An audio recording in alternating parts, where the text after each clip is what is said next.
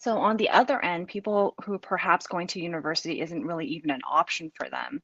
There's a question about if with leverage that we're seeing with like technology, and you've talked extensively about self learning for coding and other ways to essentially create financial freedom on the internet.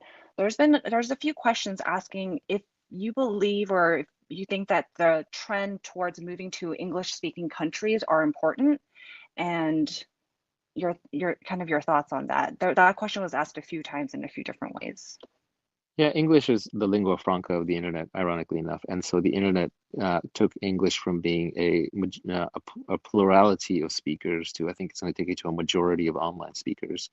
And because a lot of technical stuff is written in English, various websites work best in English, apps work best in English. If you want to be a first-class citizen on the internet, it really helps to be fluent with English. The reason I'm up here and not in the audience like the rest of you is because I happen to be more articulate than the average person with English because I read a lot of books when I was a kid. And so I just happen to be good at expressing myself in the English language, and that's a big deal. That eloquence turns someone into a speaker as opposed to a listener.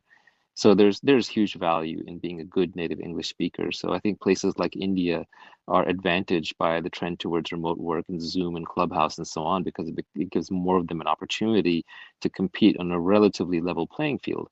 One of the things that people are going to learn with remote work is not really about letting the Facebook engineer work from Ohio instead of from Silicon Valley. I mean, that may be true in the short term, but in the long term, it's really about, Amit from India being able to work for Facebook in Silicon Valley, but while he's in, some rural town in India.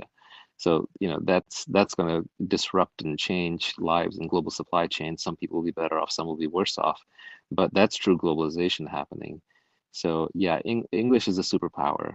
If I had to pick subjects for my kids to learn, I'd really, really drill down on logic, math, computer science, and English. And then I think everything else they can follow their natural intellectual curiosity. So if they want to learn music, they can learn music, but you don't like force them to go learn the violin just because you have some idea that every kid should be a musician. The rest of it they can follow their natural aptitude, but English is foundational. It's the classic reading, writing, arithmetic, right? The classic stuff.